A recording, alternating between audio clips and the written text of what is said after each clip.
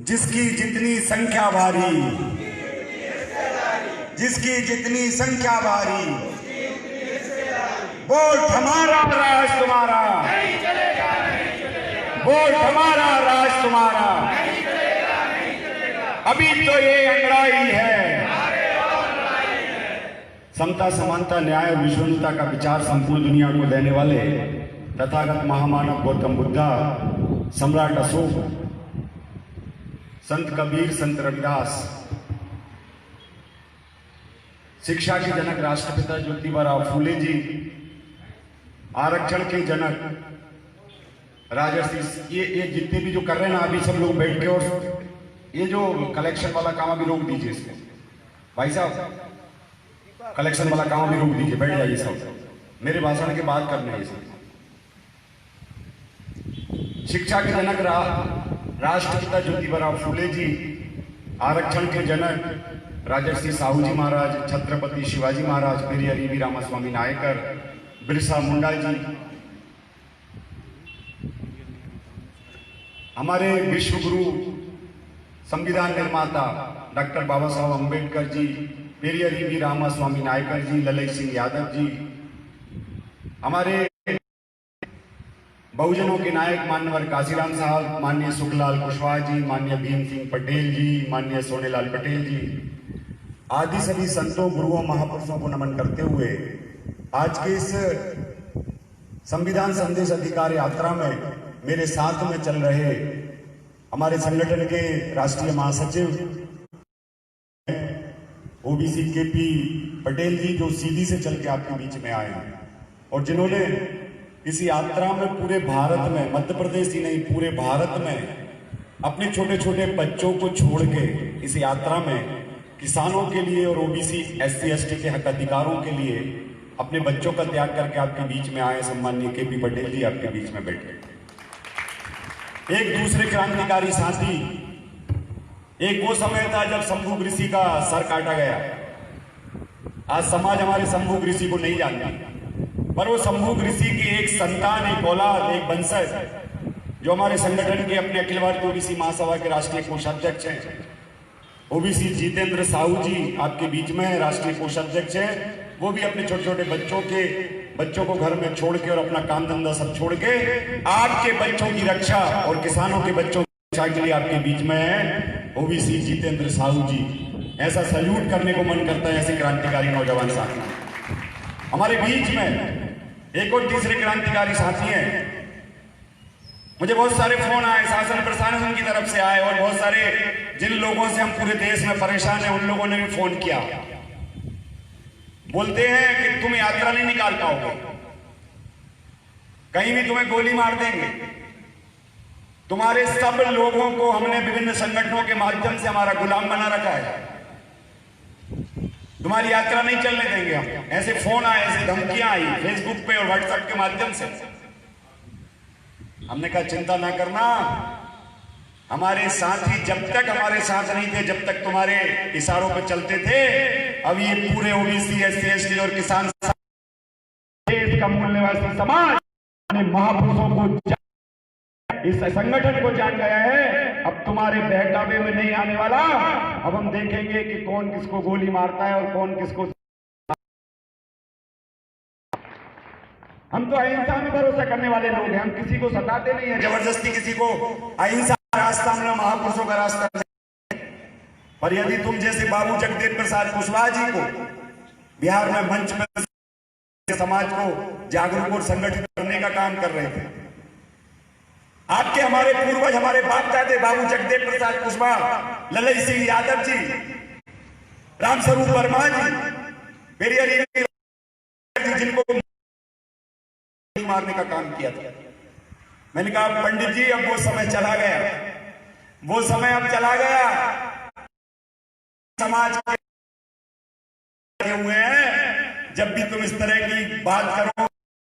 हमारे ओबीसी सेना के राष्ट्रीय प्रमुख ओबीसी गब्बर सिंह मीणा जी, ओबीसी गब्बर सिंह मीणा जी राष्ट्रीय प्रमुख ओबीसी सेना के अब हमारे साथ में है। जैसे तुम्हारी सेना है वैसे ये ओबीसी समाज की सेना भी तैयार हो गई है।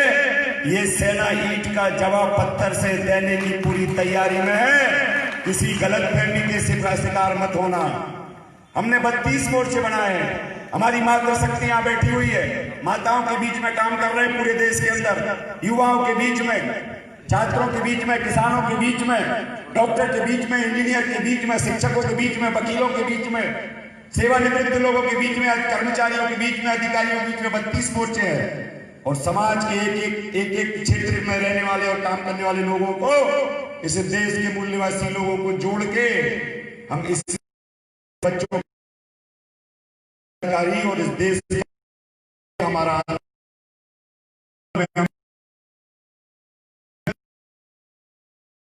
हमारे जो ओबीसी गब्बर सिंह मीना जी और उनके साथी हैं उमेश जी हैं, और साथी हैं हमारे साथी नहीं है साथियों।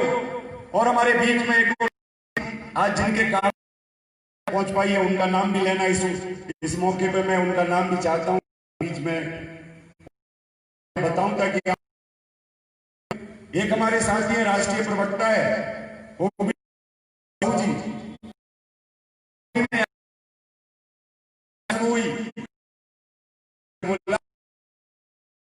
चिंता करने की जरूरत नहीं है। जो रथ आपके बीच में चल रहा है, आप देख के जाना, महापुरुषों के फोटो लगी और हम लोगों की समस्याएं सब उसमें लिखी हुई है। तो हमारे क्रांतिकारी साथी रविंद्र साहू जो ये इस यात्रा के भी प्रभारी हैं, और उन्होंने बोला ये जो रथ चल रहा है, ये रथ में जितना भी खर्चा आ रहा है, एक व्यक्ति नौजवान साथी, एक युवा ने संकल्प लिया है कि भारत नहीं, पूरे मध्य प्रदेश ही नहीं, पूरे भारत में इस यात्रा में उस रथ को चलाने में जितना भी खर्चा आएगा, वो खर्चा एक हमारे क्रांतिकारी साथी रविंद्र साहू जी की देन है। मैं चाहता हूं कि आप लोग ताली बजा के उसका स्वागत करें, उनको अभिनंदन प्रेषित करें। और साथ ही हमारे बीच में मंच में उपस्थित हमारे आपके इस क्षेत्र के मेरे भाई सम्मानीय सैनी जी, हमारी जिला अध्यक्ष सम्मानीय दीदी पटेल मैडम जी, हमारे क्रांतिकारी जो अखिल भारतीय ओबीसी महासभा के मध्य प्रदेश के अध्यक्ष हैं एडवोकेट इंद्र कुमार पटेल साहब, आपके बीच में एक और क्रांति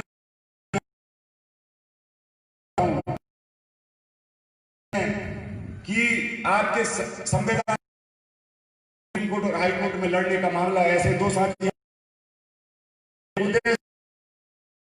ओबीसी हमेशा हाई कोर्ट जबल हमेशा किए बिना आपकी ओबीसी के समस्याओं के लिए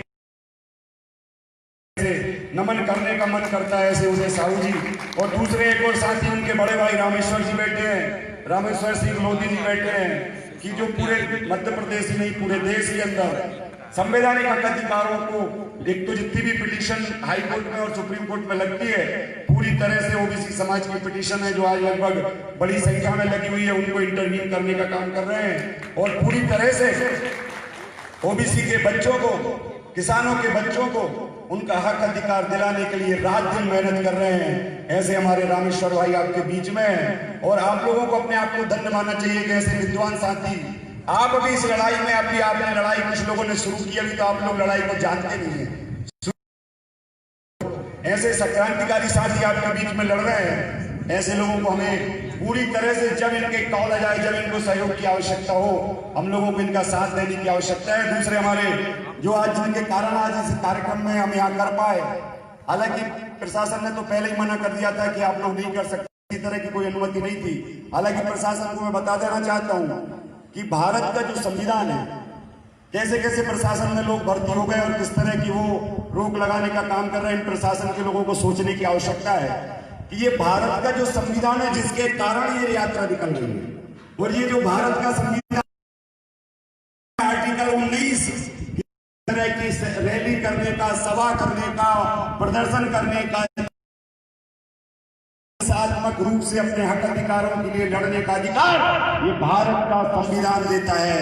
इसलिए प्रशासन के लोगों को मैं बता देना चाहता हूं, आप लोगों ने पता नहीं कौन सी पढ़ाई पढ़ के आए, कम से कम भारत का संविधान जिसके कारण आप लोग ये प्रशासनिक पदों पर बैठे हो, कम से कम उस संविधान को पढ़ने की आवश्यकता है।